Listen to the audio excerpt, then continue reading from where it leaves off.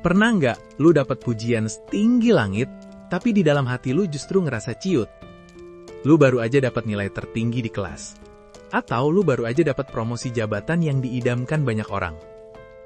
Semua orang bilang kalau lu hebat, dan lu pantas dapat itu semua. Tapi anehnya ada suara kecil di kepala lu yang bilang kalau itu semua cuma kebetulan. Lu ngerasa lu cuma lagi beruntung aja pas hari itu.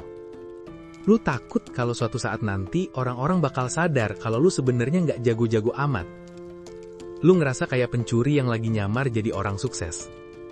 Setiap kali lu berhasil ngerjain sesuatu yang sulit, lu bukannya bangga, tapi malah makin cemas.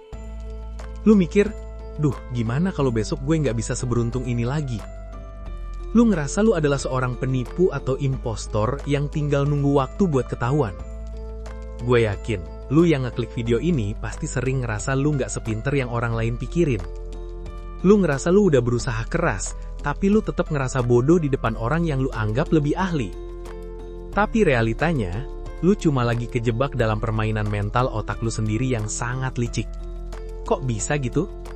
Kenapa orang yang beneran punya kemampuan justru sering ngerasa nggak becus? Di video ini, gue bakal bongkar penjelasan ilmiahnya dan ngasih lu strategi buat berhenti ngerasa kayak penipu. Selamat datang di segmen Bongkar Otak. Jadi kenapa kita sering banget terjebak dalam masalah merasa bodoh, padahal kita punya prestasi ini? Nama ilmiahnya adalah impostor syndrome, atau sindrom penipu. Ini bukan gangguan jiwa, tapi ini adalah pola pikir yang ngerusak rasa percaya diri lu secara perlahan. Menurut penelitian psikologi, hal ini justru paling sering menyerang orang-orang yang punya standar tinggi atau high achievers. Otak lu sebenarnya lagi ngalamin yang namanya distorsi kognitif. Ada sebuah fenomena psikologi menarik yang namanya efek Dunning-Kruger. Orang yang beneran bodoh biasanya nggak tahu kalau mereka bodoh, makanya mereka sering tampil sangat percaya diri. Tapi buat lu yang pinter, lu tahu seberapa luasnya ilmu pengetahuan di luar sana. Karena lu tahu banyak hal, lu jadi sadar kalau masih ada jutaan hal lain yang belum lu kuasai. Kesadaran akan ketidaktahuan ini yang bikin otak lu ngerasa kalau lu itu masih bodoh banget. Lu ngelihat keahlian lu sebagai hal yang biasa aja, karena menurut lu, ya emang harusnya begini kan? Lu ngerasa kalau lu bisa ngelakuin sesuatu, berarti semua orang lain juga pasti bisa ngelakuinnya dengan gampang. Lu meremehkan bakat dan kerja keras lu sendiri, karena itu udah jadi bagian dari keseharian lu. Otak lu secara otomatis ngebandingin halaman belakang lu yang berantakan, dengan halaman depan orang lain yang rapi. Lu tahu semua proses kegagalan dan keraguan yang lu alamin di balik layar, sedangkan lu cuma lihat hasil akhir yang sempurna dari orang lain. Ketimpangan informasi inilah yang bikin lu ngerasa kalau lu itu jauh di bawah mereka. Selain itu, ada peran dari bagian otak bernama amigdala, yang tugasnya ngasih sinyal bahaya. Pas lu sukses, otak lu nganggap ekspektasi orang lain sebagai ancaman baru. Lu takut nggak bisa memenuhi standar itu lagi di masa depan. Akhirnya otak lu milih buat mengecilkan diri sendiri, sebagai bentuk mekanisme pertahanan biar lu nggak terlalu sakit hati kalau nanti gagal. Ini adalah sabotase diri yang dilakukan otak lu, biar lu tetap berada di zona nyaman yang nggak menantang. Coba gue tanya sekarang ke lu yang lagi nonton. Kapan momen terakhir kali lu ngerasa kalau kesuksesan lu itu cuma karena faktor bejo atau keberuntungan semata?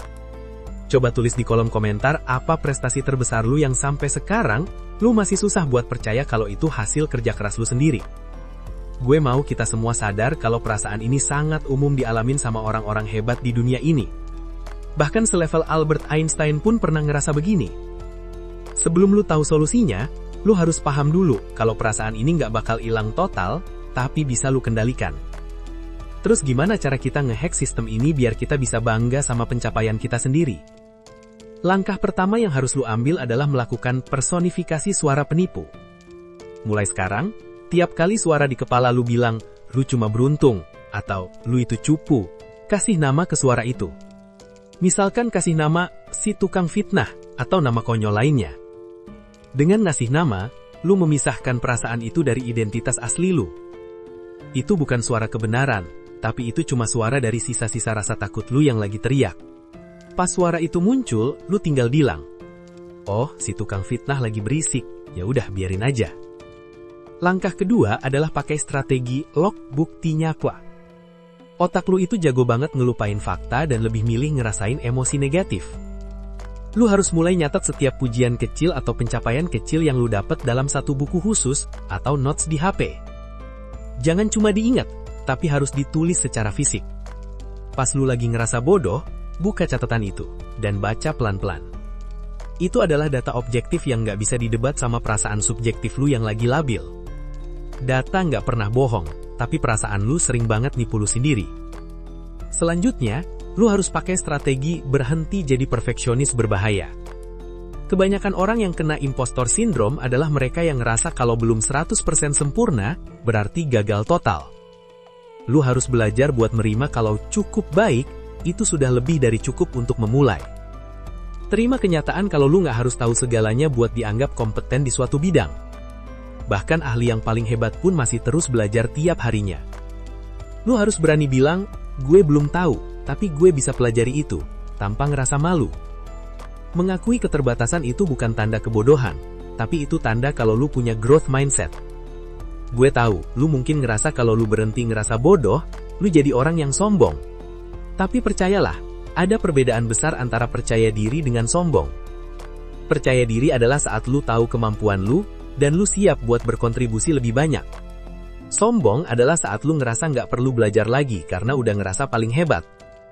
Dengan tetap ngerasa bodoh secara berlebihan, lu justru lagi ngerugiin dunia karena lu nggak berani tampil maksimal. Lu nahan potensi lu yang sebenarnya bisa ngebantu banyak orang di luar sana. Ingat, ilmu ini cuma bakal jadi sampah kalau lu abis ini tetap nunduk dan nggak berani ngambil tantangan baru. Jadikan video ini sebagai pengingat kalau lu emang pinter dan lu pantas ada di posisi lu sekarang. Gue menantang lu buat nerima satu tanggung jawab baru yang bikin lu ngerasa, duh, gue bisa nggak ya, minggu ini? Lakuin aja meskipun lu takut, dan lihat gimana lu bakal tetap bisa nyelesain itu dengan baik. Take action sekarang, atau lu bakal terus-terusan sembunyi di bayang-bayang ketakutan lu sendiri. Jangan cuma dijadiin tontonan mental aja buat memuaskan rasa penasaran lu doang. Dunia butuh karya lu, dan dunia butuh kecerdasan lu yang asli, bukan topeng rasa minder lu. Kalau lu merasa video ini kayak tamparan yang lu butuhkan, silahkan share ke temen lu yang sering ngeremehin dirinya sendiri. Biar kalian bisa bareng-bareng sadar kalau kalian itu sebenarnya keren banget. Take action sekarang, sebelum kesempatan emas lu hilang gara-gara lu ngerasa nggak layak. Semoga bermanfaat dan tetaplah percaya pada proses yang lu jalanin. Semangat!